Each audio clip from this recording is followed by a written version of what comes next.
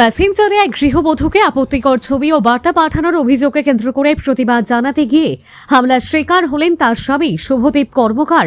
ঘটনাটি গোর্চে এলাকায় ঘটেছে। গুরুতর আহত অবস্থায় তাকে গোমতী জেলা হাসপাতালে ভর্তি করা হয়েছে। ঘটনায় এলাকায় চাঞ্চল্যের সৃষ্টি হয়েছে। স্থানীয় সূত্রে জানা গেছে, কয়েকদিন ধরে রিপন দে নামে এক ব্যক্তি শুভদীপ কর্মকারের স্ত্রীর মোবাইলে আপত্তিকর ছবি ও বার্তা পাঠাচ্ছিলেন বলে অভিযোগ। বিষয়টি গৃহবধূ তার স্বামীকে জানালে শুভদীপ কর্মকার অভিযুক্তের কাছে এর কারণ জানতে চান।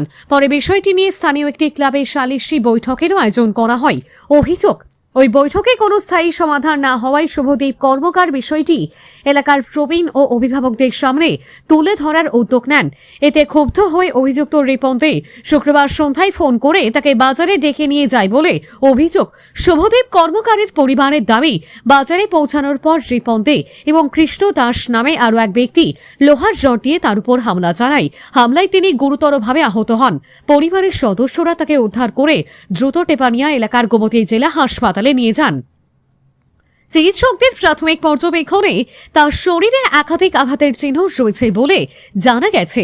এদিকে আক্রান্ত পরিবারের পক্ষ থেকে গোর্চি ফাঁড়িতে একটি লিখিত অভিযোগ দায়ের করা হয়েছে। অভিযোগের ভিত্তিতে পুলিশ ঘটনার তদন্ত শুরু করেছে। অভিযুক্তদের বিরুদ্ধে কি পদক্ষেপ নেওয়া হবে তা তদন্তের অগ্রগতির উপর নির্ভর করবে বলে পুলিশ সূত্রে জানা গেছে। Bureau report, S Bharat live 24। বলতে বাড়ির আমার ওয়াইফের ফেসবুকে মেসেঞ্জারে SMS দিছিল। তারপরে হেরে জিজ্ঞাসা করানোর পরে আমি ক্লাবে জানাইছি, আমার বাড়ির লোক জানাইছি।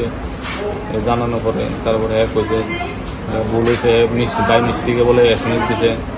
বাই মিস্টেকে আমার কথা হ্যাঁ বাই মিস্টেকে একটা দিছে, দুইটা দিছে, অনেকটা SMS করছে। লাস্টে প্লাস অনেকটি খারাপ SMS দিছে, প্লাস ডিলেট করে সব দিয়ে। আমার কাছে এটি স্ক্রিনশট সিন করতে গেলে সব ডিলেট করেছে। আমার কাছে এটি স্ক্রিনশট নাই, যদি এক দুইটা আছে। তারপরে জিজ্ঞাসা করানোর পরে ভুল হয়েছে যে নেশা করে বলে SMS দিছে।